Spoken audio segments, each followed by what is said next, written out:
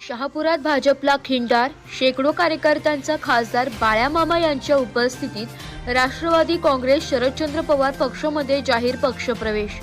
भिवंडी लोकसभा मतदारसंघातील राष्ट्रवादी शरद पवार पक्षाचे जिल्हा समन्वयक संतोष शिंदे यांच्या प्रयत्नातून शहापूर तालुक्यातील भाजपचे उपतालुकाध्यक्ष जयवंत बोडके, विभाग अध्यक्ष अनिश शेख, आदिवासी सेल विभाग अध्यक्ष नाना निखडे, माजी पंचायत समिती सदस्य काशीनाथ वाघ यांच्यासह शेकडो कार्यकर्त्यांनी व पदाधिकाऱ्यांनी आज मानकोली येथील कार्यालयात झालेल्या या कार्यक्रमात राष्ट्रवादी काँग्रेस शरदचंद्र पवार पक्षात जाहीर प्रवेश करून राष्ट्रवादी परिवारावर विश्वास दाखविलाय।